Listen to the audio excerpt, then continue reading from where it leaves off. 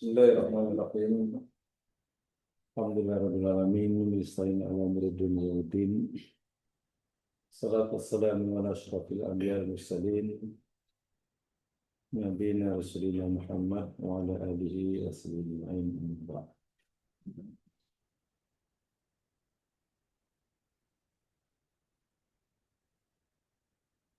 Insyaallah kita masih ingin tambahkan uraian penjelasan tentang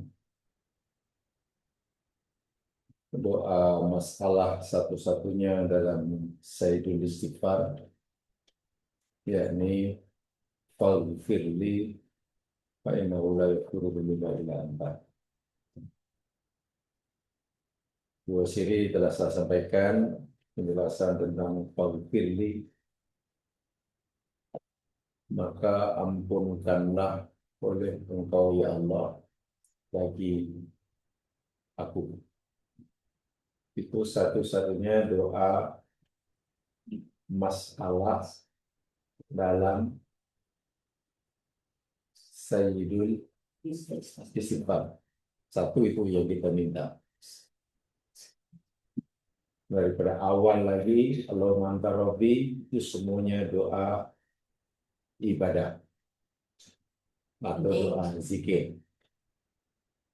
Jangan salah paham, semua kalimat dalam Sayyidul Istighfar itu doa ibadah atau doa zikir, kecuali satu saja doa masalah, yakni faghfirli. Doa ibadah yakni puji-pujian kepada Allah. Doa masalah yakni doa atau permohonan sesuatu, minta sesuatu. Sehingga dalam sifat sebenarnya hanya satu yang kita minta daripada Allah. Faghfirli. Itu saja. Ya Allah, berilah aku pengampunan. Mohon agar Allah ampunkan segala dosa kita. Dan bila seseorang itu dosanya terampun, maknanya ia terlepas, terhindar daripada azab. Gitu kan? Itu sudah kita tahu. Nah, sekarang saya sampaikan apa kata Ibnul Qayyim. Ini kata Ibnul Qayyim Al-Jauziyah. Sebetulnya, ini istilah beliau, di dalam agama kita, Allah telah menyediakan, kata beliau, Allah telah menyediakan bagi hambanya yang berdosa 3 jenis sungai. 3 buah atau 3 jenis sungai? 3 batang. Oh, ya 3 jenis lah. 3 jenis sungai ini, bukan batang. 3 jenis sungai yang ketiga-tiga itu Allah sediakan untuk kita dapat membersihkan, menghapuskan dosa. Jadi kalau dosa seorang tidak boleh dibersihkan oleh sungai pertama, boleh dengan sungai kedua. Bila sungai kedua tidak, boleh ketiga. Jadi ada 3 jenis sungai yang Allah sediakan di dunia. Ini di dunia ini, bukan di akhirat. Untuk seseorang hamba itu mendapatkan pengampunan bagi dosanya atau terhapus dosanya yang sekaligus akan membebaskannya daripada azab neraka. Di dunia ada 3. Nah, bila 3 jenis sungai di dunia ini masih tak mampu membersihkan dosa orang itu, nanti Allah akan bersihkan dia dengan sungai akhirat. Dan di akhirat hanya ada sungai untuk berikan dosa, namanya neraka. Namanya neraka. Situ Allah sangat sayang. Seakan-akan Allah kata, kamu tak perlulah untuk aku sucikan dosamu, hapuskan dosamu dengan mandi sungai akhirat, yakni neraka. Elok kamu bersihkan dahulu dengan 3 jenis sungai, 3 batang sungai yang aku sediakan kamu di dunia. Ini salah satu anharin lima firotid dulu. Ini kata Ibnu Qayyim ya, bukan hadis Nabi. Ibnu Qayyim al-Jauziyah, murid para Imam Ibnu Taimiyah. 3 jenis sungai, 3 batang sungai, 5 firoti dunub, apa namanya?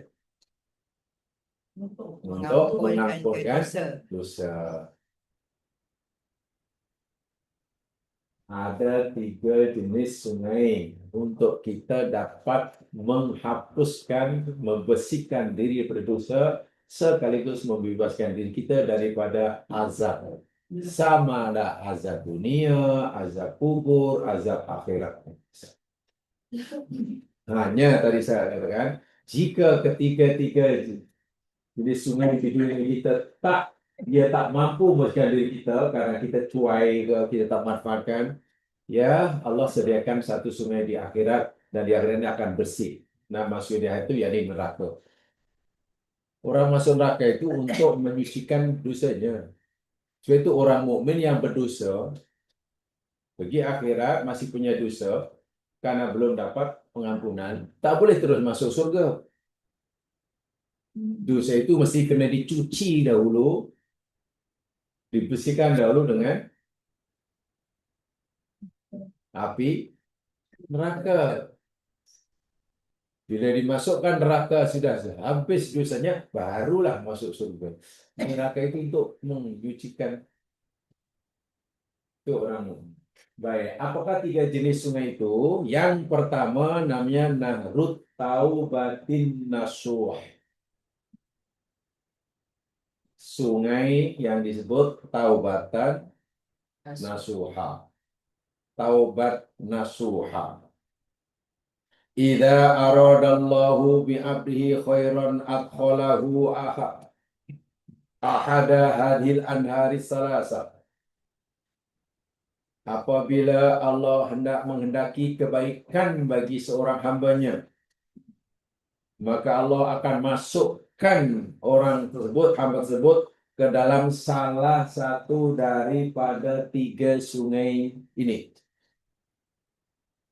Tanda bahwa Allah sayang hamba itu, dia akan dimasukkan ke dalam salah satu 3 sungai ini. Fawarodal kiamah thayyiban tohiron.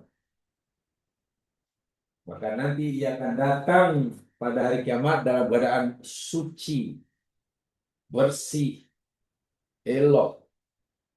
Falam yahtaju ila tadhirir rabi'. Dia tidak perlu lagi untuk membersihkan dirinya melalui sungai yang ke-4. Kata Ibnu Qayyim dalam kitab beliau Madarijus Salikin, nama kitab itu yang selalu saya sebutkan. Nama lengkap kitanya, lengkapnya kitab itu dari Madarijus Salikin Baina Manazili Iyyaka na'budu wa iyyaka nasta'in. Ya, ini kitab yang dikarang oleh Ibnu Qayyim yang sebenarnya menjelaskan, menguraikan, menafsirkan satu ayat Quran saja. Jadi iyyaka na'budu wa iyyaka nasta'in. Satu ayat. Beliau uraikan, beliau tahu berbagai sudut, lebih-lebih daripada segi hati, jiwa. Sudah menjadi buku yang boleh katakan relatif terbalah. Ya, hampir setebal Al-Quran. Itu menemukan kedalaman ilmunya. Menafsirkan satu ayat menjadi buku hampir setebal Al-Quran. Itu mana orang pandai. Ya, kita mungkin menafsirkan ya kena budur, ya mungkin adalah satu muka surat.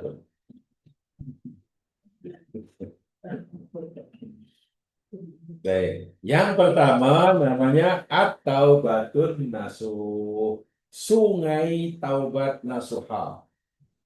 Jadi ini sebenarnya bahasa metafora nih.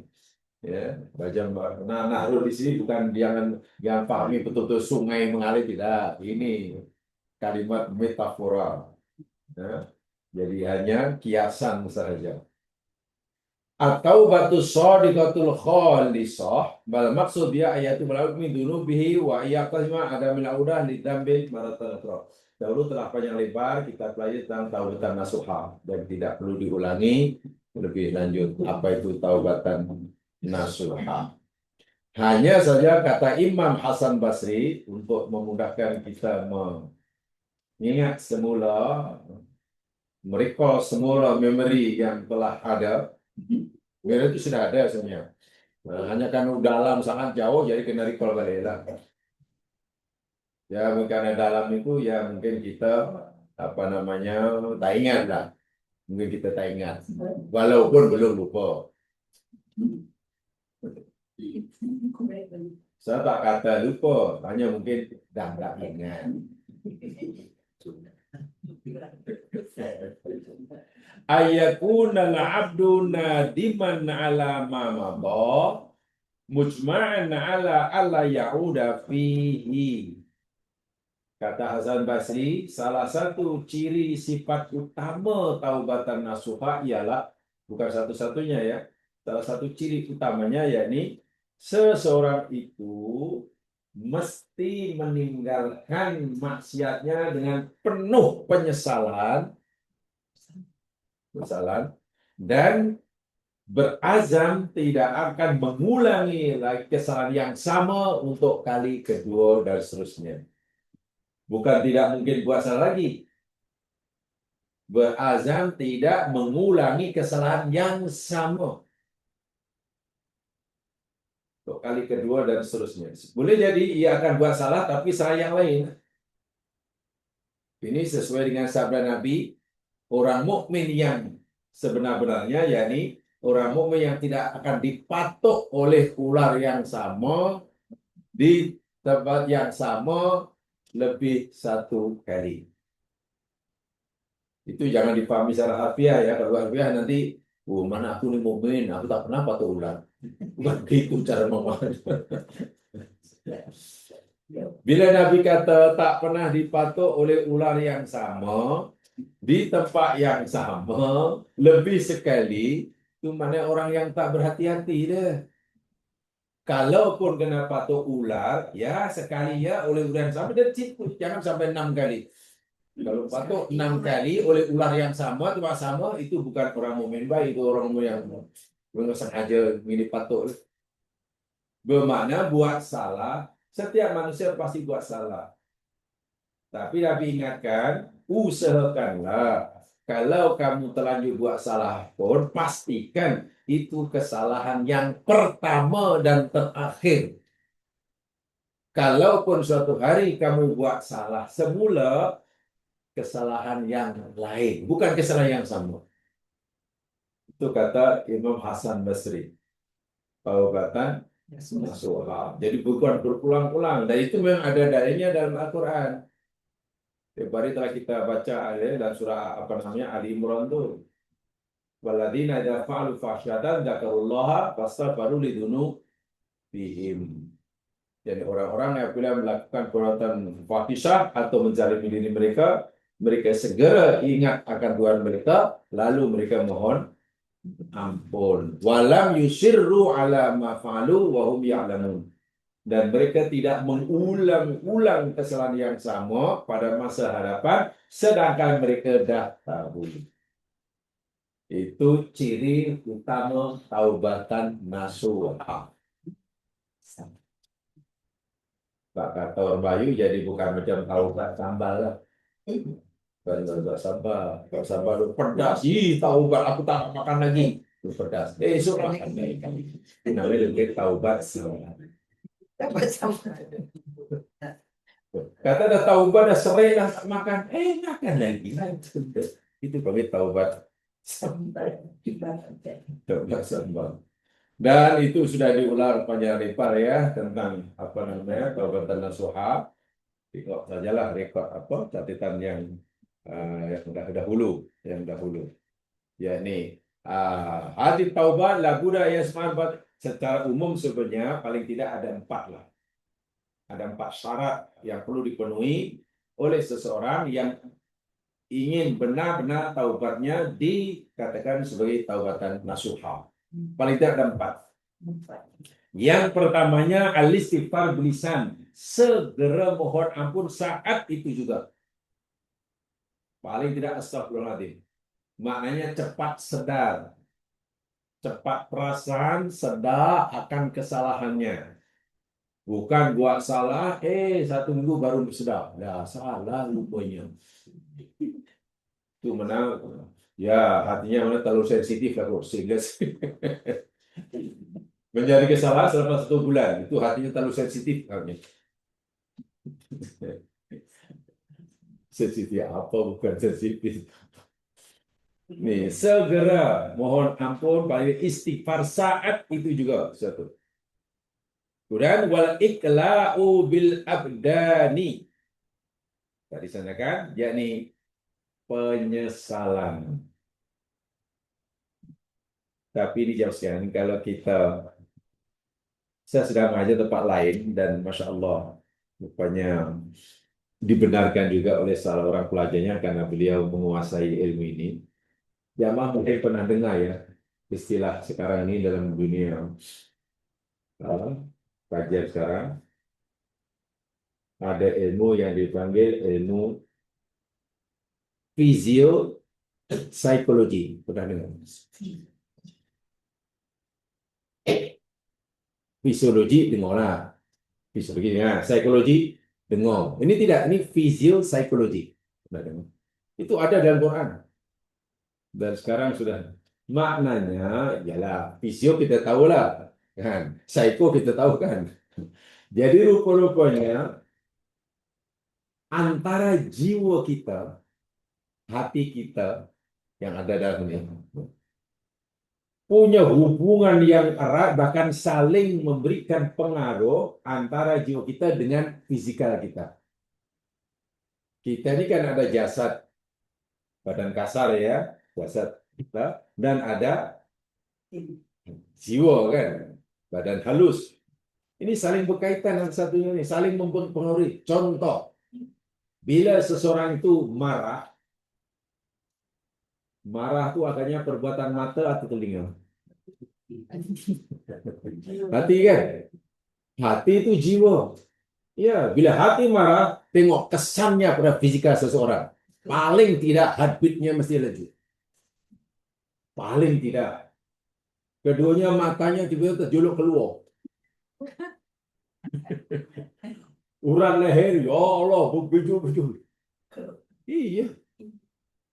Sebaliknya kalau orang hatinya sangat tenang, bahagia, tentram, mukanya jernih, kulit. Itu Quran dah cerita tuh. Hubung kait antara apa yang dialami oleh jiwa dengan keadaan fisika. Demikian juga sebaliknya. Jika fisika seorang bermasalah, jiwanya pun akan terjejas. Contoh, katalah ada orang eksiden, budak eksiden. Nah, lalu tercedera kepala dia. Sehingga ada pendarahan otak. Atau mungkin adalah beberapa neuron terputus. Bila ada pendarahan otak, neuron terputus, itu kecederaan fisikal atau rohani, jiwa. Otaknya sudah fisikal kan? Tengok, bila fisikalnya rusak, karena rusak ada pendarahan, pasti nanti Buddha itu senyum memanjang. Sakit tapi hanya senyum. Kepala pecah itu sakit sebenarnya. Tapi karena menyebabkan adalah beberapa jaringan neuron yang terputus, akhirnya Buddha itu senyum berbulan-bulan. Happy aja. Ya CV lah maksudnya. Kan, jiwanya pasti terjejas. Fisika rusak, jiwanya pun pasti terjejas. Jiwa nanti rusak, masalah fisikanya pun. Jadi hubung kait antara dua ini telah disebutkan dalam Al-Quran. Adanya. Sekarang sudah menjadi kajian yang luar biasa. Orang sarjana sudah mulai coba ini. Apa, bagaimana nak menjelaskannya? Sehingga timbul ilmu namanya fisiopsikologi. Fisiologi kita tahu, psikologi kita sudah tahu. Tapi ini jadi satu. Fisiopsikologi. Nah, orang yang taubatan nasuha tadi hatinya mesti menyesal, betul kan? Menyesal itu perbuatan apa tuh? Tangan atau kaki? Hati kan. Nah, bila hati menyesal, hendaklah penyesalan, rasa sedih, campur takut, campur cemas itu dalam memberi kesan kepada fisikanya. Tidak mungkin orang melakukan menyesal tapi mukanya happy aja. Iya, menyesal. Oke, sorry, menyesal. Oke. Taubatan nasuha apa tuh benda? Itu pasti pura-pura itu. Jadi istilah menyesal itu bukan pengakuan. Itu benar-benar mesti wujud dalam seorang dan boleh ternampak pada fisikal. Dan Allah Maha tahu nih. Oh, betul-betul rupanya ini betul-betul hamba pun menyesal. Buktinya tengok mukanya pun. Matanya pun mengalirkan air mata. Ya. Nak berdiri, duduk pun nak berdiri tak larat. Lumpuh ibaratnya. Penyesalan itulah yang dimaksud taubatan nasuha. Bukan menyesal, oke, ayo menyesal. Bukan. Penyesalan bukan satu pengakuan. Di samping itu nomor 2 ya. Pertamanya yakni tadi segera minta. Nah, yang kedua ini saya kata tadi kaitannya dengan itu tadi.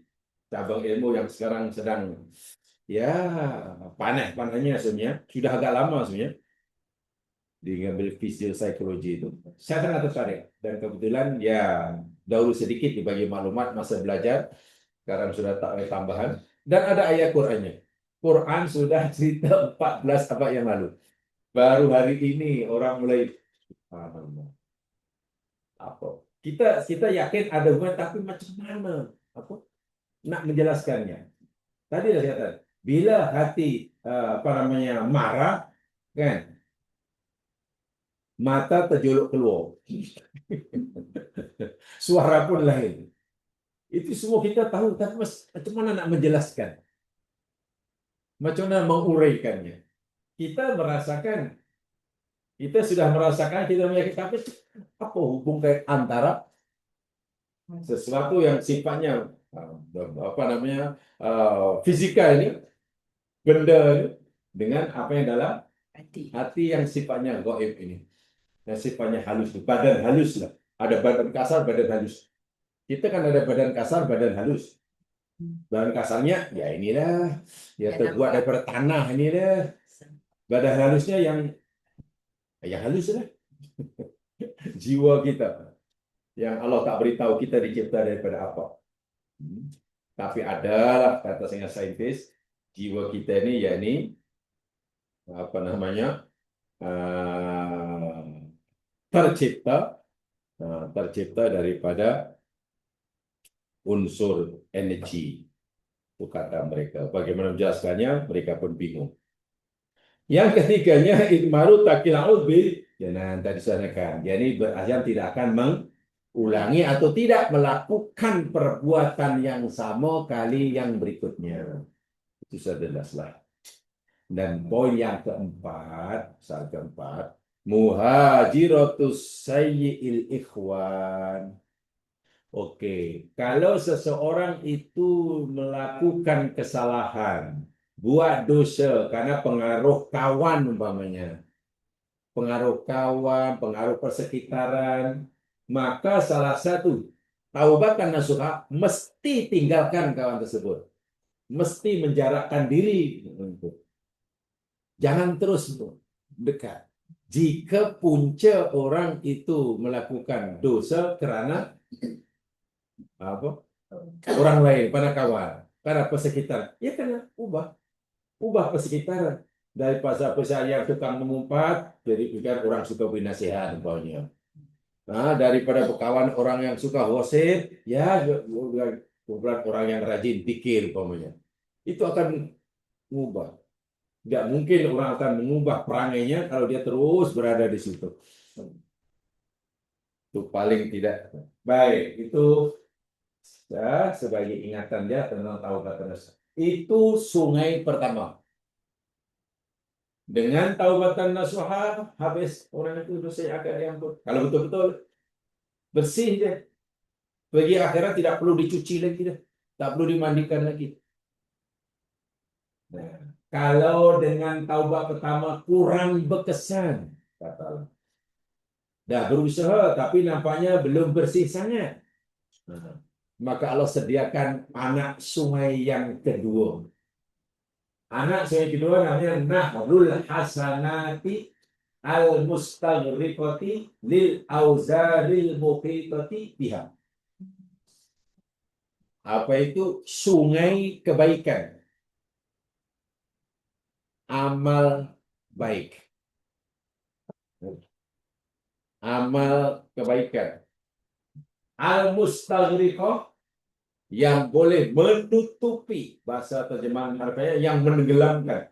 Nah, yakni al-auzar al-muhitah biha yang boleh menutupi atau menghilangkan keburukan-keburukan, kotoran-kotoran, noda yang meliputinya.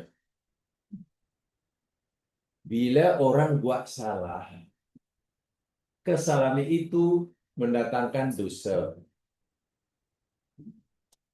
Cara menghapuskan dosa kerana terlanjur buat salah, cara kedua ini, yakni dengan melakukan kebaikan selepasnya. Semakin banyak kebaikan yang dilakukan, di mana jumlah kebaikan dari segi kuantiti dan kualiti kebaikan yang dilakukan lebih banyak daripada kualiti dan kuantiti maksiat yang telah dilakukan, nanti maksiat itu akan tertutup, akan diampun oleh Allah. Jadi amal soleh, amal baik boleh menghapuskan amal buruk. Itu ikutilah apa namanya kebaikan apa kesehatan itu dengan kebaikan. Baik, kita lihat ayatnya dahulu yang sekalian. Coba lihat surah Hud ayat 114. Surah Hud 114. Hadis ayat ini ada kaitan dengan hadis Bukhari Muslim. Baik, sebelum kita baca ayatnya, saya bacakan hadisnya karena ini pernah dibaca oleh Nabi. Dalam hadis Bukhari Muslim daripada Abdullah bin Mas'ud, beliau berkata, Ja'a rajulun ilan Nabi sallallahu alaihi wasallam. Ada seorang lelaki datang menemui Nabi sallallahu alaihi wasallam. Faqala, lalu berkata, Ya Rasulullah, inni alajtum ra'atan fi aqsal Madinah. Ya Rasulullah, tempoh hari aku telah bertemu dengan seorang perempuan yang bukan mahram aku. Nun di tepian kota, di luar Bandar lah, bukan di Madinah. Wa inni asabtu minha maduna an amassaha. Dan aku telah melakukan apa saja seperti mana yang dilakukan oleh seorang laki kepada perempuan. Hanya sahaja aku tidak mencampurinya. Maksudnya aku tidak melakukan hubungan dengannya. Maknanya yang lain semua aku lakukan. Aku pegang dia, aku peluk dia, aku cium dia perempuan tuh. Ini kalau sekarang mungkin kena dakwah dipanggil apa tuh? Sexual harassment kan. Pada zaman Nabi belum ada itu. Dan walaupun tak ada hebatnya sahabat ini, dia datang mengaku walau tak ada saksi. Tak ada yang mendakwa, tak ada ini, tak ada. Dia sendiri datang, ya Rasulullah, aku pernah melakukan ini ya Rasul. Pada seorang perempuan. Wa ana hadha. Nah ini sekarang aku datang mengaku segala sesuatu. Faqdi fi masyita. Ya Rasul, tolonglah jatuhkan hukuman apa saja atas kesalahan ini. Aku akan bersedia menerimanya. Nabi sebagai utusan Allah, ya, orang ini minta agar dijatuhkan hukum menurut agama Islam. Terpuranglah nak hukum apa. Nah ini apa baiknya orang ini. Walaupun dia buat maksiat, dia datang mengaku tanpa perlu menunggu orang menuduh lah, dakwah lah. Tak. Jadi orang zaman dahulu zaman sekarang mahkamah ini senang. Oh, itu boleh katakan pada zaman dahulu mahkamah ini macam kurang berjalan. Karena yang salah datang mengaku. Ada orang mencuri, tak payahlah polis susah-susah cari tangkap. Dan tadi mencuri, ya Allah, aku mencuri, ya Allah, aku mencuri. Sekarang dahlah didakwa, pasang lawyer 6 bulan dulu, petak dulu. Iya, pada zaman Nabi ada seorang lelaki berzina datang sini juga Rasul dan mengaku minta dirajam. Itu luar biasa. Jadi pada zaman dahulu pendakwa raya, peguam bela ini tak ada kerja. Kan senang ya kalau semua penjedaya buat salah itu datang di membuat pengakuan di depan hakim. Agaknya oke tak oke? Oke ya? Iya, polis rehat sikit begini. Ya.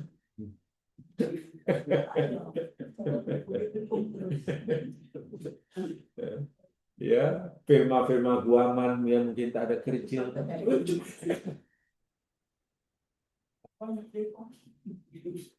Jadi Nabi pun terkejut, ya Allah. Ya nak kata marah, patut dia maksiat, tapi patut dipuji. Datang mengaku dan minta dihukum, bukan minta dimaafkan. Faqala lahu Umar, sebelum Nabi merespon permintaan sahabat ini, Umar yang ada waktu itu berkata, laqad satarakallahu law satarta nafsa. Hai kawan, Allah telah menutupilah keburukan kamu.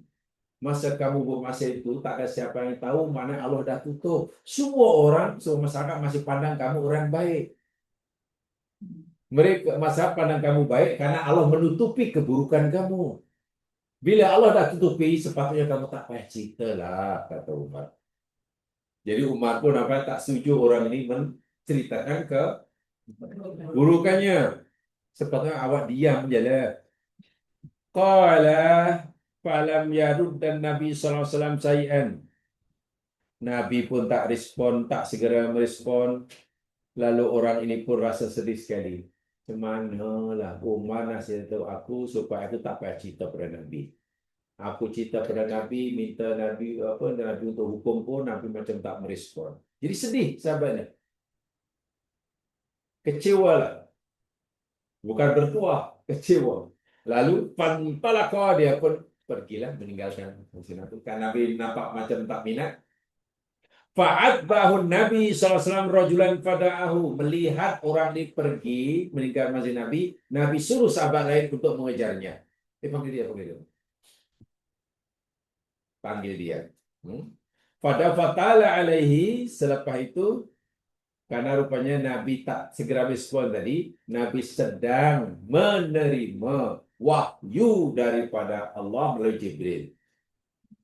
Kan ini pertanyaan yang cemana apa yang Nabi lakukan cemana nih? Minta dihukum takkan Nabi terus hukum. Karena ini masalah agama, Nabi dapat wahyu. Allah perhatikan kes orang ini, perintah Jibril turun bawa ayat. Ayatnya direkam dalam surah Hud ayat 114. Itu ceritanya. Kemudian Nabi baca setelah orang itu datang, Nabi tak kata, oke, sekarang aku hukum kamu. Tak, bukan itu. Walaupun dia yang diminta. Sebenarnya Nabi malah membaca ayat ini. Aqimis sholata tarafain nahari wa zulafam minal lail. Apa artinya? Wahai saudara, dirikanlah solat tarafain nahar pada kedua tepi. Pada dua tepi dua hujung siang. Maknanya apa? Siang. Maknanya apa? Dua hujung dua tepi siang. Dirikan sholat di dua tepi di dua hujung siang. Maknanya? Pagi dan petang. Siang ini ujungnya kan pagi dan petang. Fasa duhur namanya tengah hari. Nah, bila ada tengah maknanya adalah sebelah kanan ujung kan. Maknanya dirikan sholat pagi dan petang. Wazulafa minal lain dan juga Sebagian. sebagian waktu malam hari. Apa maksudnya ayatnya? Ayat ini difahami kebanyakan mufasir, yakni tentang waktu-waktu sholat 5 waktu. 2 hujung siang itu subuh dengan asar campur duhur, tentunya pasal siang masuknya.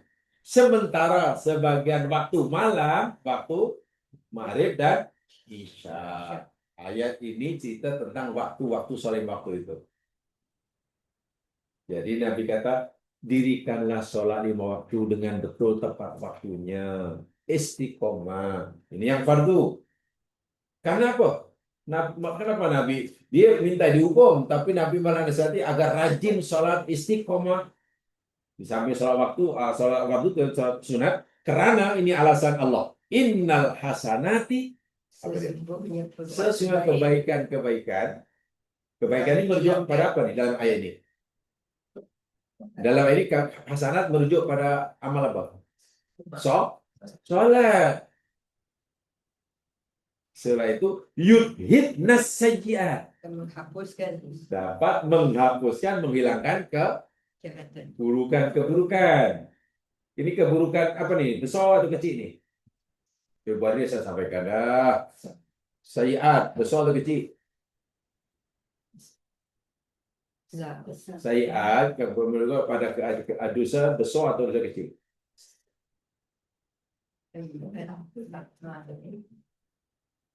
Dah, tiap hari sudah ada.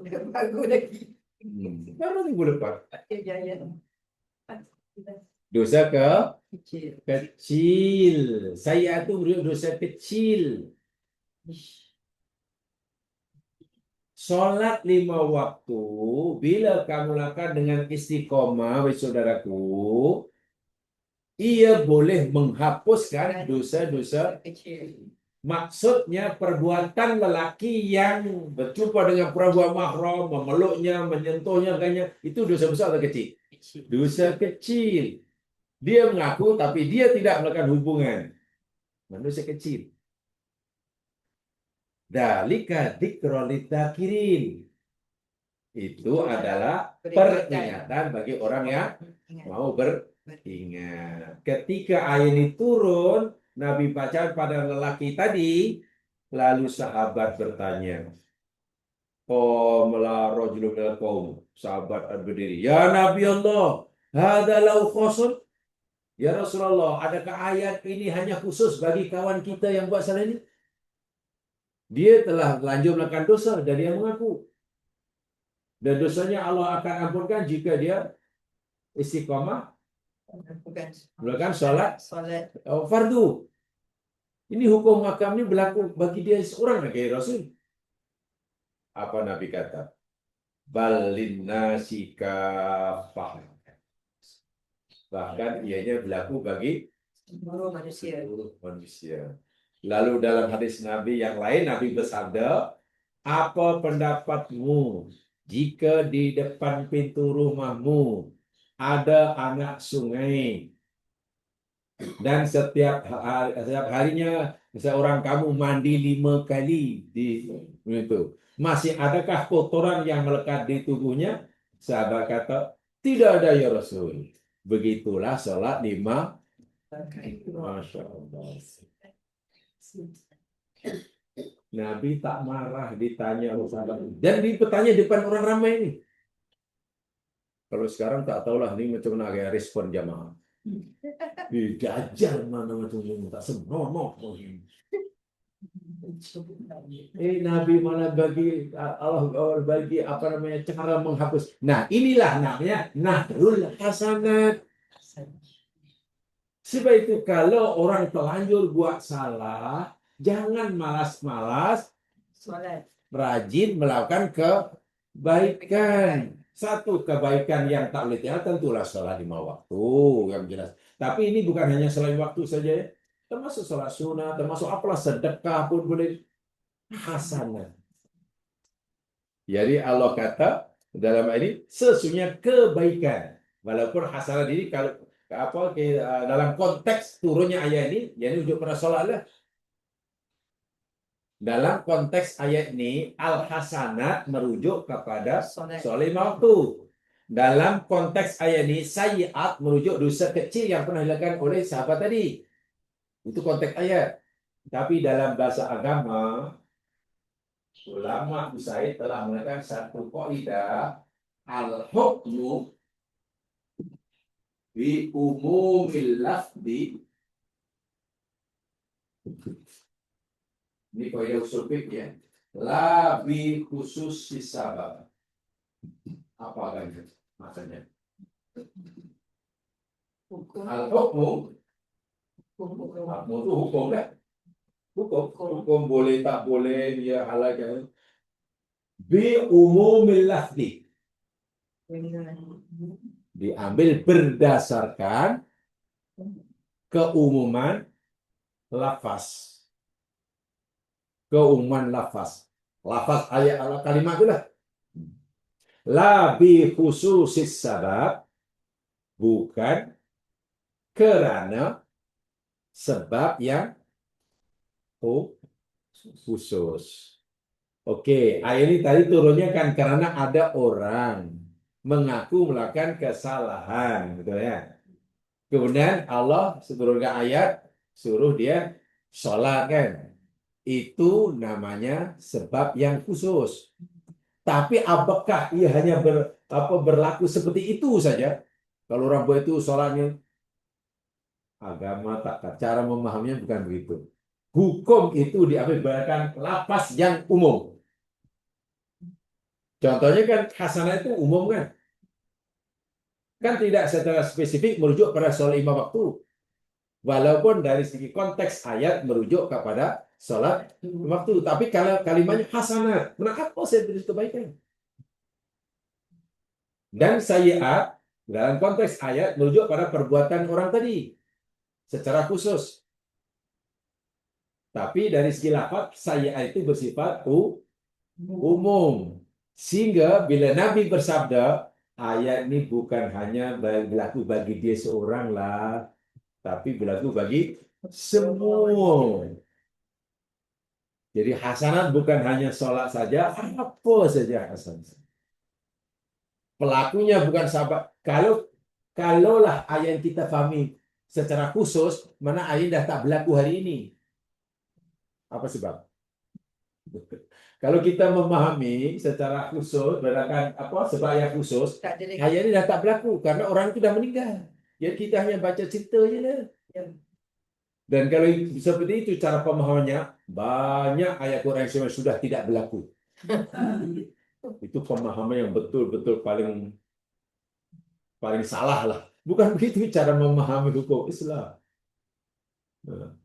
Tapi orang kadang tahu betul, ya tapi memang hanya begitu. Mana kesnya begitu aja, mana boleh dibawa secara umum. Lah, kena belajar usul fikih nampaknya. Kalau tidak nanti susah ya. Susah. Dan banyak itu dalam agama yang seperti itu ya. Jadi di sini dengan ya hasanat dan sayyiat itu kalimat yang umum. Paham ya? Hasanat itu kalimat yang umum. Sayyiat itu lafaz yang umum. So apa saja hasanatnya? Apa sayyiat? Walaupun konteks ayatnya sebabnya bersifat khusus. Kan sebab turunnya itu tadi, kisnya. Jadi bila Nabi ditanya, ya Rasul, ini khusus bagi dia? Oh tidak, bagi Muslim. Jadi ini berita yang sangat baik bagi kita. Kalau dengan taubatan nasuhan apa yang kita belum layak, ya kena lalu jalan yang kedua juga lah. Memperbanyak buat baik. Ketika kita sudah menghentikan perbuatan lama, perbuatan jahat yang lama, kita bersemangat buat yang baik, terus ya lama-lama kebaikan akan mustaghrikoh. Satu menenggelamkan. Bahasa akan menenggelamkan al-auzar, noda-noda hitam yang selama ini mengikuti kita.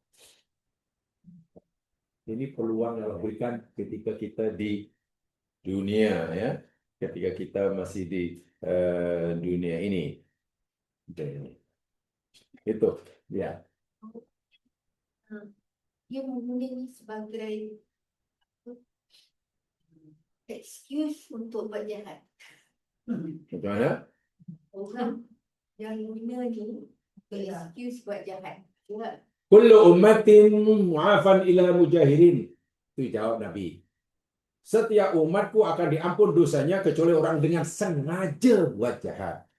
Satu. Orang yang coba mempermainkan ayat itu dosanya lebih besar. Namanya itu kaidun. Apa namanya kaid? Buat budaya. Ya, buat budaya. Bani Israel dilarang oleh Allah terhadap jangan carikan pada hari Sabtu. Karena Sabtu hukumnya haram carikan kan.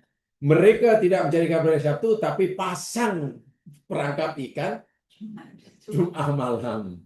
Hari Sabtu tetap pergi ibadah, ambil ikannya pada hari. Mereka ditegur oleh Nabi Musa, saya tidak cari itu hari Sabtu. Saya hanya pasang aja. Mereka degil, tukar jadi monyet. Itu namanya membuat tipu daya dengan ayat Allah. Itu dosanya sangat besar. Sangat besar. Orang yang sengaja melanggar larangan Allah memang dosa. Tapi orang yang mempermainkan, membuat tipu daya ayat Allah untuk mewajarkan kesalahannya, wah itu lagi besar dosanya. Itu namanya apa ya? Sekarang banyak orang seperti itu tanpa disadari. Kalau bahasa sekarang yang agak kasar adalah orang yang suka menunggang agama. Oke, cari ayat Quran untuk mewajarkan perbuatannya. Itu betul-betul bahaya sungguh. Dia salah, tapi bagaimana caranya agar kesalahan itu tidak terasa, tidak dilihat salah oleh orang ramai, atau agar kesalahan itu apa terasa kurang bersalah. Carilah, itu bahaya sungguh itu. Bukan mencari kebenaran, baca Quran bukan cari kebenaran, tapi mencari pembenaran. Itu bahaya, sangat-sangat bahaya, sangat-sangat bahaya. Dilarang keras itu, hukumnya dosa besar. Hukumnya dosa. Jadi jelas ayatnya apa hadisnya jelas Bukhari. Dalam Bukhari. Kalau dalam riwayat yang lain yang agak pendek, yang dari Ibnu Mas'ud saja, anna rajulan asawi muratin kublatan. Ada seorang laki jumpa Rasulullah SAW dan mengaku dia pernah mencium seorang perempuan yang bukan muhrimnya, sudah terlanjur, dan minta dihukum. Minta apalah dihukumlah, didenda ke, ditakzir ke, di apa, disebat ke apa, depan orang ramai. Lalu Nabi dapat wahyu ayat ini. Ayat ini. Tapi di sini tengok ya, itu apa? Sayyiat ya. Saya merujuk pada dosa kecil. Kalau dosa besar, taubatan nasuha. Gitulah. Dosa besar ya tak akan terampun dengan sholat 5 waktu.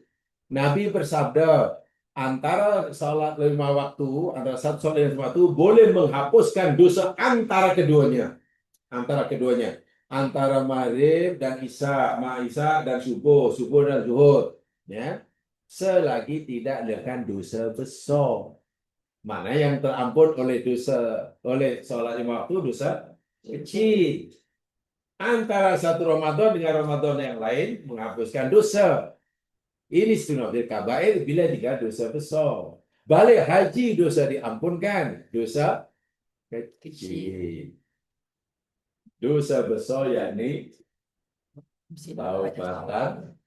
Ingat ya, ini sayyiat ya, dan sayyiat dosa kecil. Itu kata Quran, bukan kata ulama. Masih ingat kan dalilnya bahwa saya itu dosa kecil menurut Al-Quran? Ya, saya masih ingat. Walaupun mungkin sudah lupa. Ya, saya yakin apa namanya? Mungkin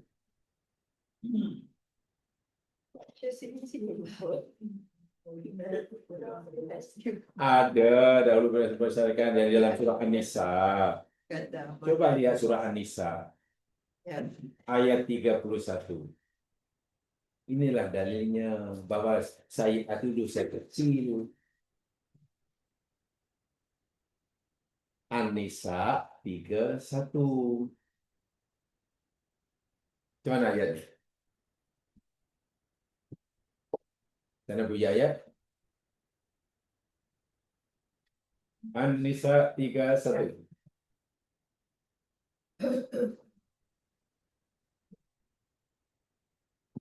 Coba. Satu. In Tajtani tajtanibu kabaira ma tunhauna anhu nukaffir ankum sayyi'atikum wa nudkhilkum mudkhalan karima. Perhatikan betul ayatnya. In jika tajtanibu kamu menjauhi atau meninggalkan apa? Kabair. Dua besar kecil itu. Besar, namanya kabir mesti besar lah. Ya, kamu meninggalkan dosa-dosa besar yang kamu dilarang akannya. Ya, dosa dia dilarang lah. Semua dosa besar kamu tinggalkan. Apa kata Allah? Jika semua dosa besar yang sudah tinggalkan, nukaffir ankum. Apa dia? Dihapuskan. Pasti kami akan hapuskan dari kamu sayyi'atikum. Dosa kecil. Nah, di sini dosa kecil ya. Karena depan ada kabair. Sayyi'at temannya memanglah keburukan, tapi dirujuk pada keburukan dosa kecil. Dari mana tahu sayyi'at kecil? Karena depan ada kabair. Bila kabair sudah tinggalkan, jika pada masa itu orang tadi masih mempunyai dosa kecil itu secara otomatis dapat pengampunan dari Allah. Tanpa minta ampun, Allah bagi percuma. Sehingga orang ini saat itu masih ada dosa atau tidak? Bila dah hapus dosa besar. Jika dosa besar kamu dah tinggalkan, dosa kecil kamu aku ampunkan secara percuma. Kalau itu orang itu saat itu dah ada dosa tidak? Ya, putih melepak lah. Dosa besar tak ada, dosa kecil dah diampunkan. Putih melepak ini orang. Dah bersih kan? Karena dia sudah bersih, tengok ganjarannya. Wa nudkhilkum mudkhalan karima. Maka kami akan kami akan persilakan kamu masuk dalam rumah kariman.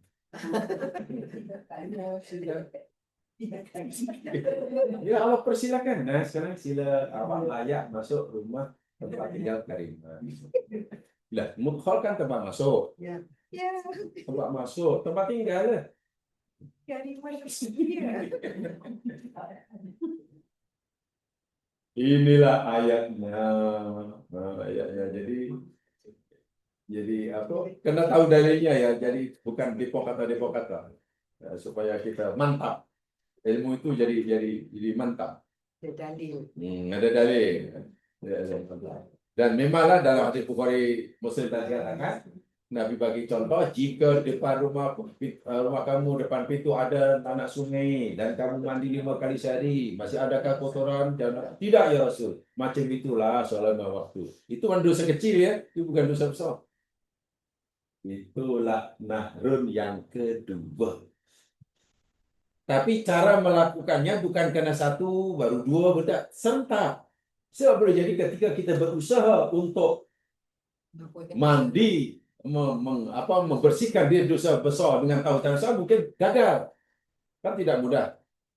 Ya dibantulah dengan mencebur sungai yang kedua, memperbanyak. Ya apa saya hasanat itu umum ya, ingat ini lafaznya umum hasanat. Apa saya hasanat? Tempoh hari telah kita pilih bisa kan? Hasanun apa mana? Hasanun apa mana? Hasanat kebaikan. Khairun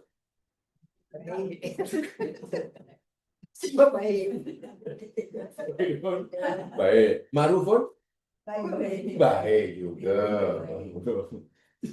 Baik. Solihun? Baik. Baik juga. Apalah bantai aja lah. Oke lah, bantai aja lah. Tapi kadang saya berpikir lah, alangkah cantiknya lah, alangkah indahnya agama dan alangkah hebatnya nanti umat Islam. Bila umat Islam ini semua berusaha bersungguh-sungguh untuk mengistilah agama itu sebagaimana agama suruh. Sehingga istilah agama yang berbeza-beza tidak dipahami sama. Takkan solihun, hasanun, khairun, Sama.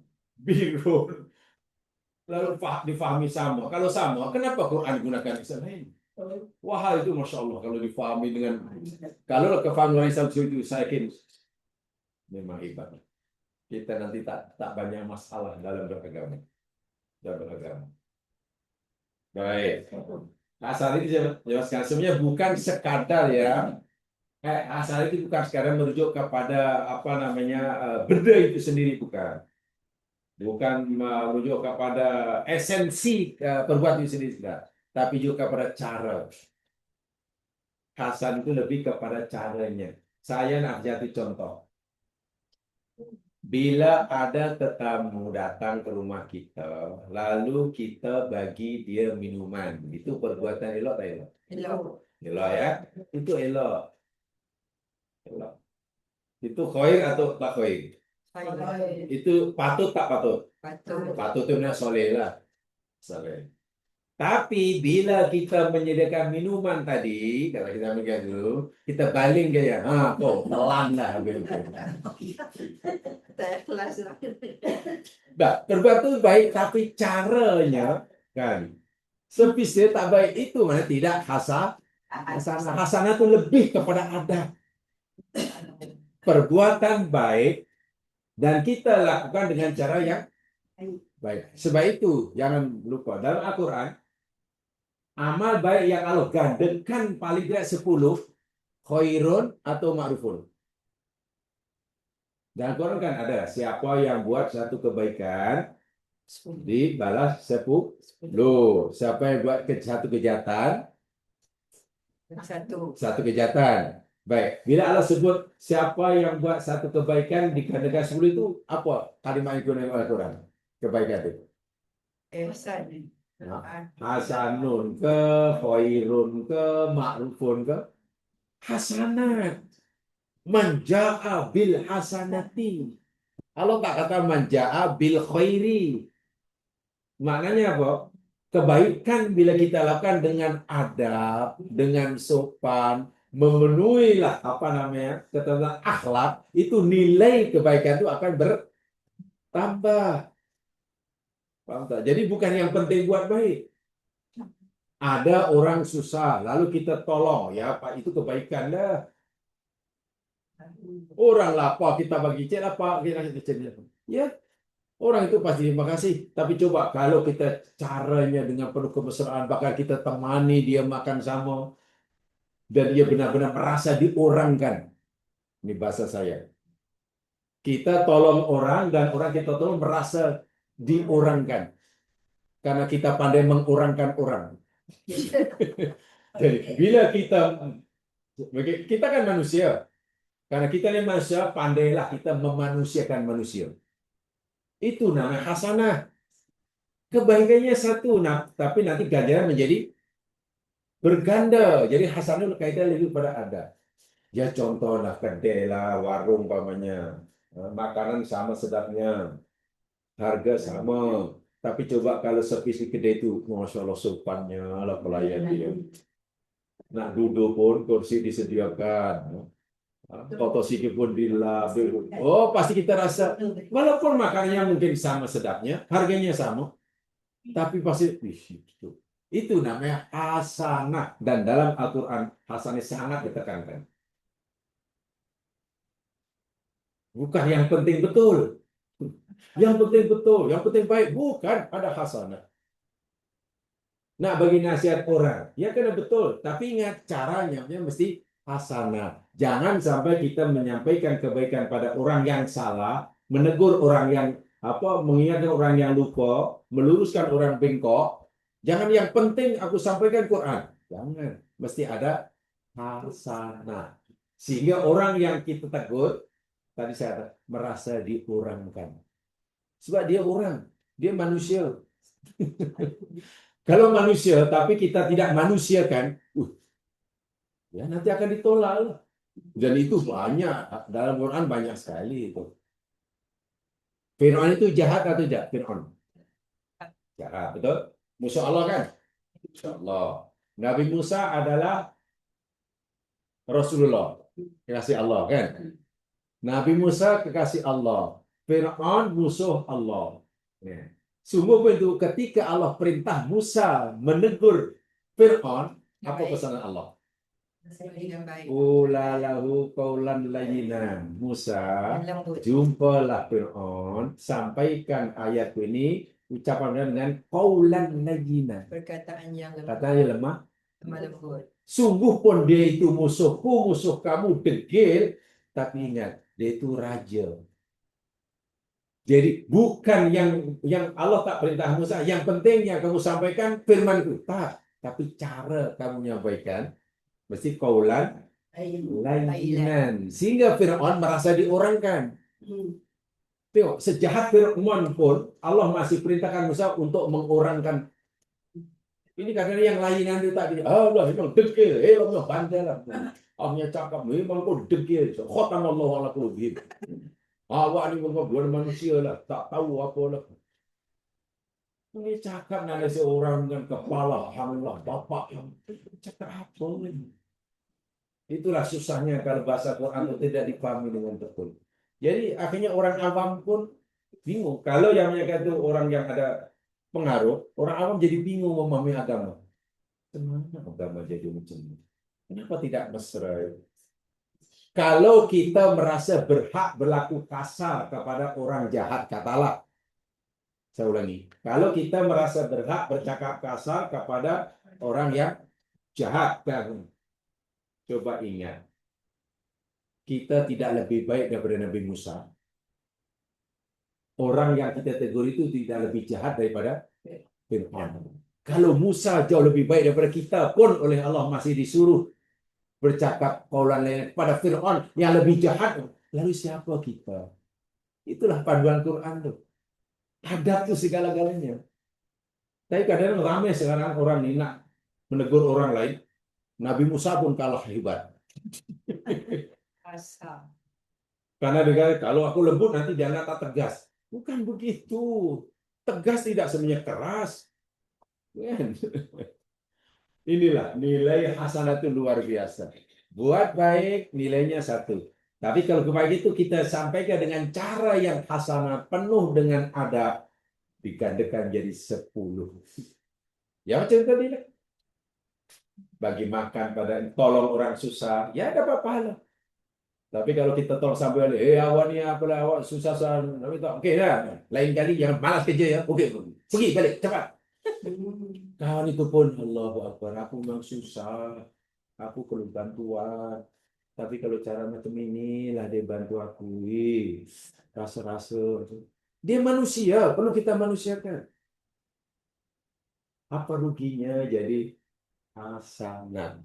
Nah, sebab itu jika Allah kata dosa kecil boleh terhapus dengan hasanat, jangan hasanat kita dengan sebagai kebaikan biasa. Tapi kebaikan yang dilakukan perlu dengan adab, dengan sopan. Ada nilai estetika yang tinggi kalau bahasa mudahnya.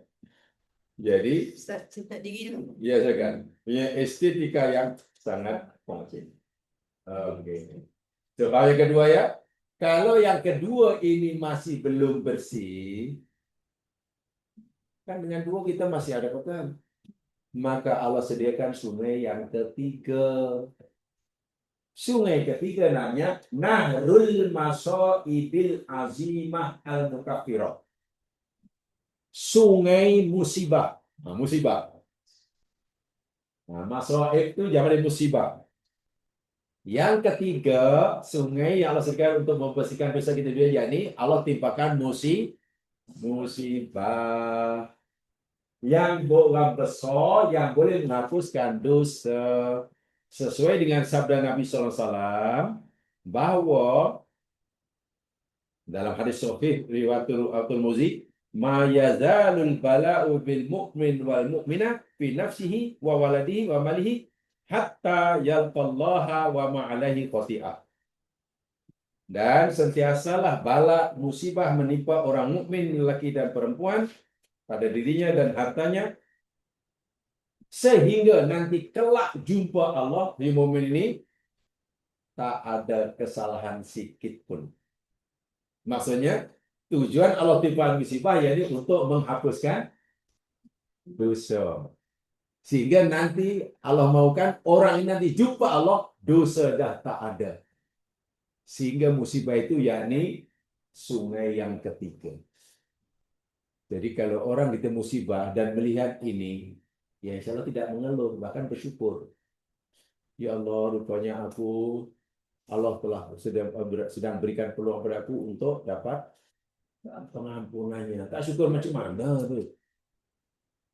Orang sakit pasti ingin sembuh, ya itu fitrah manusia.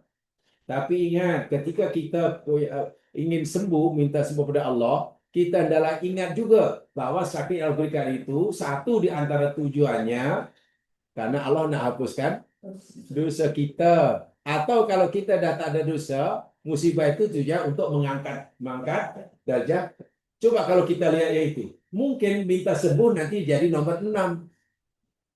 Ya Allah, ya Tuhan, berikanlah ya Tuhan kesabaran ya Allah, supaya kami dapat sabar menghadapinya. Karena dengan sabar ya Allah, nanti Kau akan ampunkan dosaku seperti janjimu. Karena Kau akan angkat itu nomor 1, nomor 2, 3. Barulah nanti yang ke-12, walau bagaimana ya Allah, sembuhkanlah. Itu yang ke-16. Ini sakit terus minta nomor 1 sembuh. Bagi saya kurang tepat sebagai orang mukmin. Saya tak kata tak boleh ya. Tapi kenapa priority dia mesti nomor 1? Sembuh. Sakit sembuh. Susah senang. Musibah itu jangan terus segera diangkat. Sebab boleh jadi Allah akan ampunkan dosa kita dengan musibah. Jika musibah itu menimpa kita kata selama 2 minggu katalah. Allah katakan 2 minggu, kalau hamba itu sabar, hapus. Ini baru 2 jam dah minta. Katalah Allah kabulkan juga. Lepas 2 jam Allah angkat. Sedangkan Allah kata, kalau dah 2 minggu baru hapus, ini baru 2 jam kalau sembuh, kata sembuh, tapi dosa masih melekat. Lalu apa untungnya kita bebas daripada musibah? Karena misalnya hanya sekejap, sementara dosa kita masih ada. Dan sekarang apa ruginya? Dosa dah terampun, walaupun mungkin musibah belum terangkat. Coba kita melihatnya dari aspek agama. Gunakan kacamata agama. Saya selalu menggunakan istilah, gunakan analogi nubuwah. Ini namanya analogi nubuwah. Jangan gunakan analogi manusia.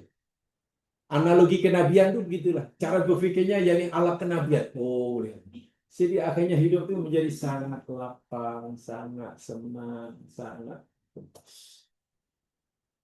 Sebab Allah tidak mungkin memberikan yang terburuk kepada hambanya yang dicintainya. Tidak mungkin, percaya. Allah tidak mungkin memberikan sesuatu yang buruk pada hambanya yang dicintainya. Allah tidak mungkin mensia-siakan kebaikan hambanya yang bersabar. Tidak mungkin sama sekali. Allah dah berjanji dah. Orang sabar ganjar sangat besar. Bahkan Allah sendiri mengistiharkannya. Innallaha ma'as-sabirin. Maaf pula tuh. Maaf maknanya apa ya? Bersama. Bersama maknanya?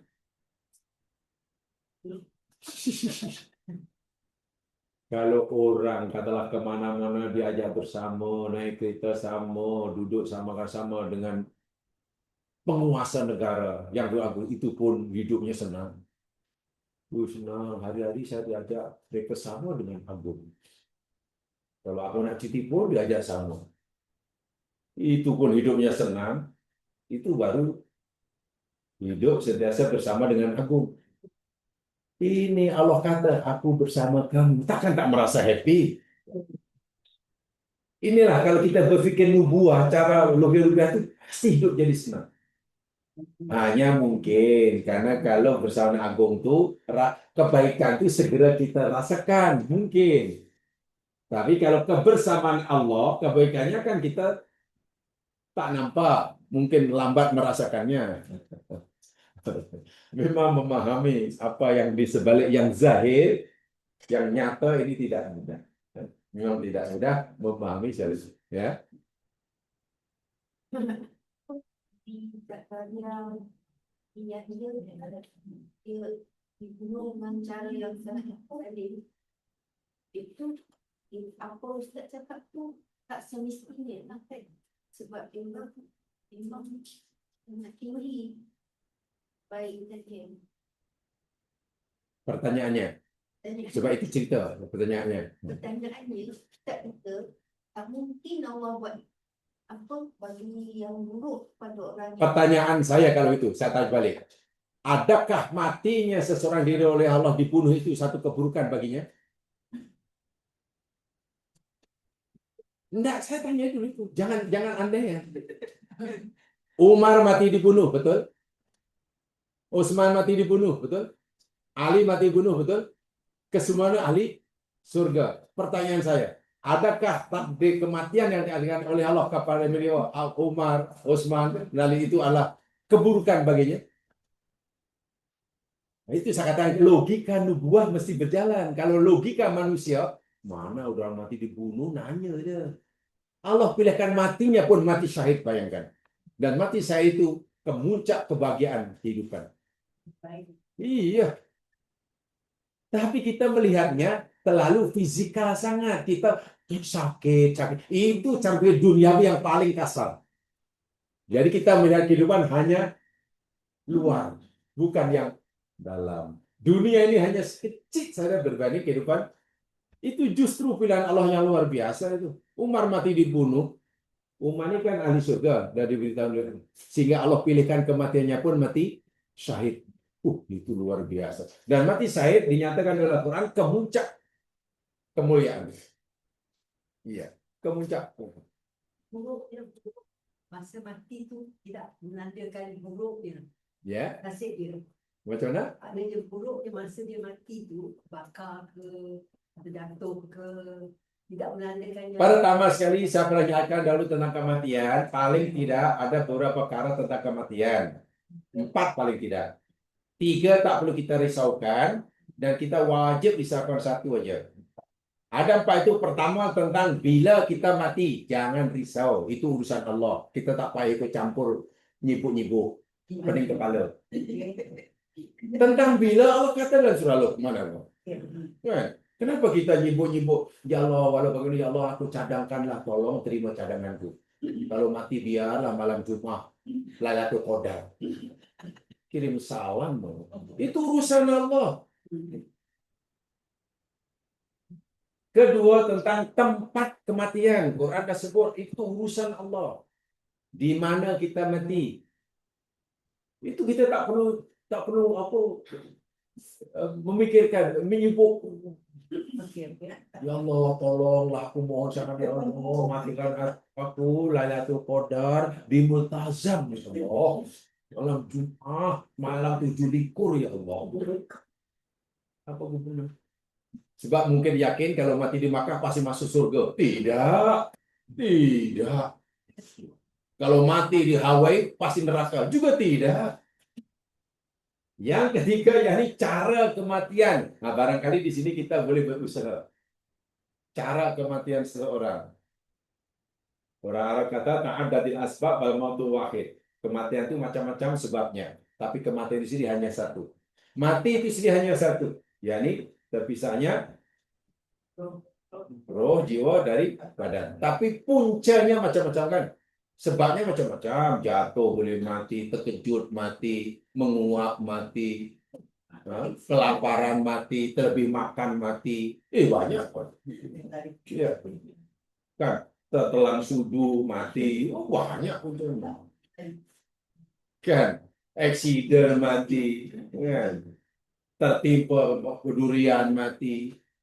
Nah, tentang ini ada yang mati mungkin di jalan raya. Nah, ini sebenarnya Allah juga sudah tetapkan, walaupun kita boleh berusaha.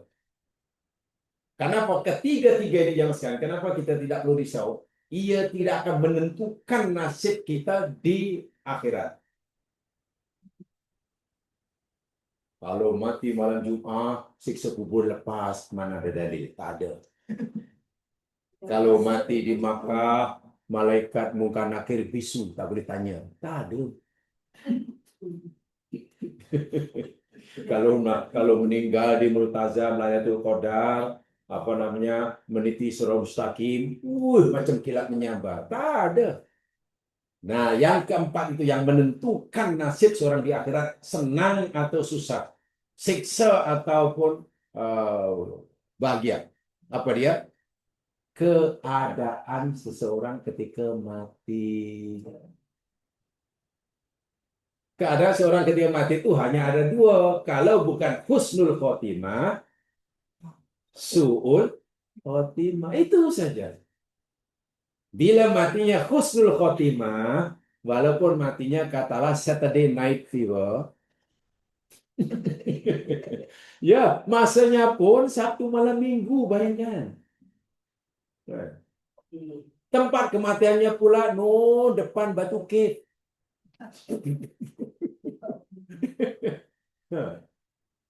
Cara kematian dipijak oleh Sami. Tak tahu macam mana terjatuh Sami kepijak.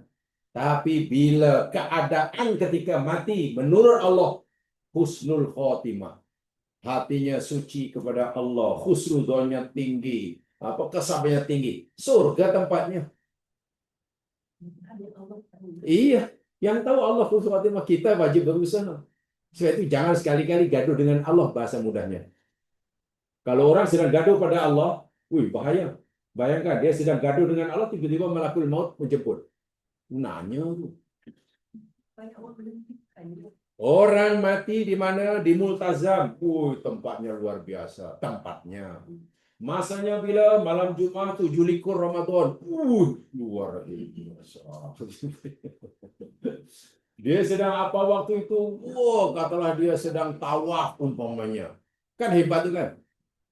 Tapi jika saat ia mati, maka keadaan ketika ia mati, katalah, karena kena dilanggar dipijak oleh Turki. Ya, Turki tawaf dipijak untuk seorang Turki. Mati. Ketika dilanggar Turki tadi, rupanya dia sedang menyapu-nyapu Ka'bah atau Hijr Ismail dengan tuala dia, dengan keyakinan, kalau aku sapu Hijr Ismail tuala aku, nanti balik tuala ini nanti aku rendam, boleh jadi penawar penyakit ke apa. Mana dia bahasa mudah dia sedang sirik malakul maut mencabut nyawa. Su'ul khotimah walaupun di Multazam. Yang paling kita takuti yang keempat. Yang tiga itu tak perlu risau. Itu Allah sendiri punya hak. Tapi orang kadang, kasihan ya, itu matinya dibunuh orang, pasti neraka. Siapa kata? Itu logika manusia yang cetek. Logika nubuah tidak seperti itu. Bahkan itu tadi orang lain kadang pelik caranya. Nampaknya harta awani tak berkah, buktinya asih hilang aja. Kalau harta hati asih hilang, kira curi, nama tak berkah. Ada kena mengenai berkah yang dicuri atau tidak.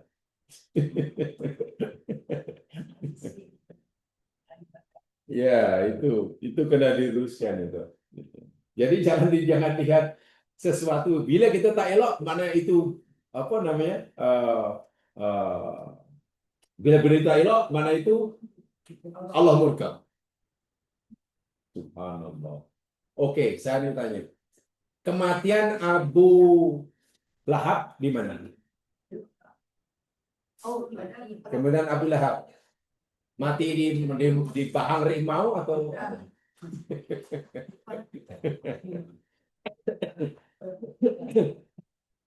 Abu Lahab mati kan di rumah kan? Karena sakit kan? Abu Lahab mati di rumah. Siapa kata mati perang? Mati di rumah sakit. Di rumahnya. Ya. Kematian saudara Abu Lahab namanya Hamzah bin Abdul Muthalib di mana? Di Medan Oh, kematiannya apa? Apa namanya? Demam panas atau di lapah-lapah, bayangkan. Sekarang jika sekarang depan kita ada rekaman video. Video satu kematian Abu Lahab di rumahnya. Yang satu kematian Hamzah ditayangkan. Tapi kita tak diberitahu. Kawan-kawan tengok ada dua orang yang mati. Yang satu sangat mengerikan, yang satu ini. Bila ditayangkan pada agak tuan-tuan puan-puan, kalau nanti mati pilih cara yang A atau yang B. Yang itu Abu Lahab, yang B itu yang A lah tenang di rumahnya. Yang B itu ala kasihannya di lapah-lapah katanya. Ya sebab kita melihat itu. Tapi setelah lihat, tapi yang A itu Abu Lahab, yang B itu Hamzah. Hamzah itu masya Allah suhada tuh, Sayyid suhada tuh. Jangan melihat cara kematian. Lihat apa keadaan ketika ya mati. Tapi naluri manusia pasti hanya melihat yang zahir karena kita ini makhluk zahir. Kita jarang sekali dan menembusi yang batin. Itu masalahnya kita. Ilmu kita ini ilmu zahir, ilmu nampak, ilmu luar. Kita tidak punya kemampuan untuk melihat yang dalam. Walaupun agama kita melihat yang sebaliknya. Kegagalan kita melihat yang di sebaliknya, pasti kita akan melihat yang zahir. Ini cantik, pasti sedap. Warnanya pun merah, pasti sedap. Tidak, sama sekali tidak. Kalau Ya. kita fikir orang tu tak baik, kita cuma fikir ah, kenapa Allah bagi benda tu jadi pada dia. Itu dia. Pertanyaan saya kan sudah ada, belum dijawab. Adakah apa yang Allah pilihkan itu pasti keburukan bagi orang dicintai? tak ada mati. Memang bagus syahid. Tapi mungkin kena tikam pun mati. Oke, pertanyaan saya, kalau gitu adakah ditikam itu keburukan bagi orang itu? Nah, kalau tidak, kenapa dipermasalahkan? Dia bencicak. Iya, pertanyaan saya, adakah itu keburukan? Gitulah. Ataukah itu justru kemuliaan menurut Allah? Nah, disinilah yang kita selalu berpikirnya menurut analisa kita yang sangat cetek dan pasti salah. Kita yang salah. Ya, iya salah. Salah, tapi kita paksakan sebagai satu tanda aras. Ya, itu bahaya sungguh. Benda yang salah, lalu kita jadikan tanda aras untuk berpikir, wah, pasti nanti panjangnya, ekornya semuanya pasti salah. Ya, salah. Wah, kalau kita melihat, ya Allah, sahabat Nabi, 4 sahabat yang matinya mati demam panas, Abu Bakar aja, yang lain itu. Cucu Nabi itu jadi kerat-kerat. Bayangkan. Tapi saya yakin, kebanyakan orang kata, saya tak nak dikerat-kerat. Sebab kita lebih takutkan yang 3 tadi. Ditakut matinya di jalan raya, matinya Saturday night. Kalau boleh matinya di muta. Kita pentingkan yang 3. Paham doa Quran? 3 itu jangan risau sangat. Risaukan yang 4. Keadaan kita semasa itu yang patut kita usahakan. Karena itu menentukan surga atau neraka. Orang mati di Nutazam belum tentu masuk surga. Walaupun mati pada hari yang baik, tempat yang baik, mungkin hanya sebagai pembantu penyokong, bukan penentu. Bukan. Contoh, berdoa di Multazam. Adakah itu penentu dimakbulkannya doa? Berdoa di Multazam pada bulan Ramadan. Adakah itu penentu dikabulkannya doa? Tidak. Penentu dikabulkan ini bukan bergantung pada tempat dan masa, tapi lebih kepada hati orang itu. Adapun tempat dan masa itu hanya menyokong, memudahkan, gitu loh. Sebab boleh jadi orang doa di Multazam malah ditolak. Karena yang berdoa tadi tak layak untuk dikabulkan doanya. Sementara hamba Allah yang miskin doanya di kaki bukit mana umpamanya, yang tak pernah tengok, jangankan tengok Makkah, tengok bandar pun tak pernah. Ikhlasnya luar biasa, malah malaikat berebut-rebut. Itulah cara melihat agama. Tapi lagi sekali, karena manusia ini zohiram minal hayati dunia, itu orang kata. ramai manusia ini tidak mengetahui, layak lamu tidak mengetahui, illa kecuali zahira minal hayati dunia. Mereka ilmu yang mereka ini hanya benda yang zahir, yang nampak, Dan si nampak ini, dan itu kesilapan besar sekali. Sebab yang nampak pula, ya namanya nampak, tidak melihat hakikatnya. Dan yang nampak ini sementara. Ada benda yang nampak menurut A baik, tapi menurut B baik. Dunia itu sangat relatif. Makanan ini bagi A inilah yang paling sedap. Tapi bagi B, muntah aku makan. Iya. Tempat bagi A inilah tempat yang paling aku sukai. Tapi bagi B, tak ada lah. Itu dunia itu macam itu, relatif. Bersifat subjektif. Itu dunia. Subjektif, relatif. Berbeza dengan akhirat. Kalau akhirat bersifat objektif. Masuk surga, tak ada semua orang yang merasa awak sono. Bagi saya biasa saja, tak ada. Siksa kubur, tanya orang saya pada yang disebut. Menurut kamu saya kubur dia okey nak? Pedih, sangat pedih. Bagaimana? Macam biasa je, macam aku dah okey. Mana? Akhirat bersifat objektif. Tidak sampai tidak relatif. Jadi, bila tiga-tiga ini telah berjaya menghapuskan, membersihkan diri seseorang hamba, pergi akhirat, putih melepak, tidak perlu masuk sungai akhirat. Tapi kalau tiga ini masih gagal juga, karena orang itu cincai, di akhirat nanti terpaksa memasuki sungai yang keempat, namanya neraka. Neraka itu menghapuskan dosa. Jika ia orang mukmin, dibakar sebanyak dosanya. Bila dah habis, terus masuk surga.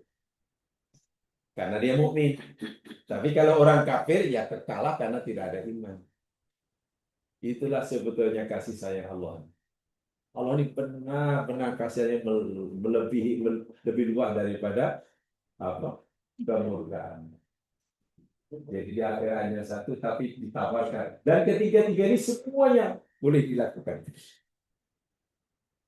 Hanya cara melakukannya itu tadilah serentak. Yang pertama mungkin susah, ya bukan yang kedua. Yang ketiga, yang ketiga itu kadang kalau salah cara menilainya, ya susah. Ditiba musibah, tidak melihat musibah sebagai penghapus dosa. Malah bertambah dosa nanti bagi musibah. Musibah itu penghapus dosa. Tapi ramai orang melihatnya bukan penghapus dosa. Ya, akhirnya malah tambah dosa. Dan itu kerugian yang luar biasa. Bahasa mudahnya, Allah kata, seakan-akan, cemana ningkoni wahai hambaku. Aku nak hapuskan dosa kamu, kamu malah bertambah. Jadi jangan salahkan aku nanti kalau aku siksa kamu. Aku dah tawarkan pengampunan, kamu tolak. Itu luar biasa. Itu sindiran itu bagi saya sangat menakutkan. Lah. Sangat menakutkan. Aku bagi kamu peluang. Kamu ada kemampuan untuk buat baik. Kamu ada peluang untuk buat baik. Dan bila kamu lakukan, dosa kamu hapus. Tapi kamu tak ada kemauan. Jadi jangan salahkan aku. Kemampuan aku bagi. Peluang aku bagi. Tapi kamu tak mau. Masalah kamu. Seringkali kan begitu kan. Kemampuan buat baik ada. Peluang ada. Tapi kemauan tak ada. Salah orang itu. Jadi tak boleh salahkan Allah. Lainlah kalau kemauan ada. Kemauan ada. Kan? Peluang ada. Tapi Allah tak bagi kemampuan. Tak apa, Allah tak kisah. Bahkan kalau orang itu menyesal malah dapat pahala. Menyesalnya lah aku tak boleh buat. Walau aku ingin saya buat. Malah dapat pahala. Menyesal karena terlepas peluang melakukan kebaikan. Itu dapat pahala. Menyesal karena terlepas peluang melakukan kebaikan, dapat pahala. Sebagaimana gembira, kalau menyesal terlepas peluang melakukan kejahatan, itu dapat dosa. Menyesal karena terlepas peluang melakukan kejahatan, itu boleh berdosa. Iya, dah kenapa you tak beritahu? Menyesal aku tak boleh tengok. Kalau lah awak beritahu, pasti aku beli tiket paling depan.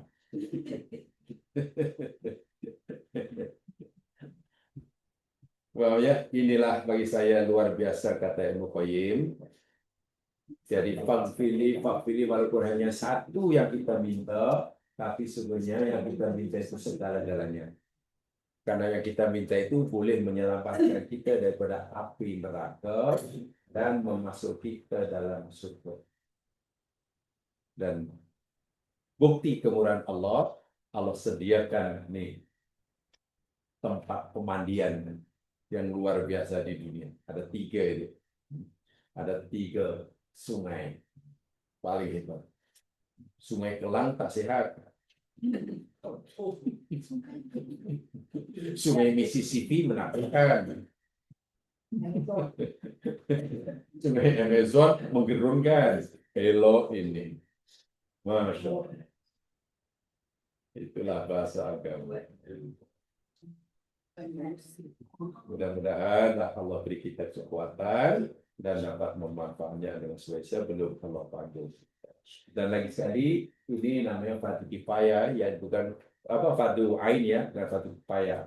Maknanya sedang individu kita lah yang wajib. Tak boleh gotong royong, tak boleh berjamaah. Kita tak gotong royong, mana gotong royong? Fardu ain tu. Masing-masing ya, nafsi. Wallahu a'lam, sanakallahumma bihamdika, asyhadu an la ilaha illa anta, astaghfiruka wa atubu ilaik. Tawasaw bil haq, tawasaw. Assalamualaikum warahmatullahi wabarakatuh.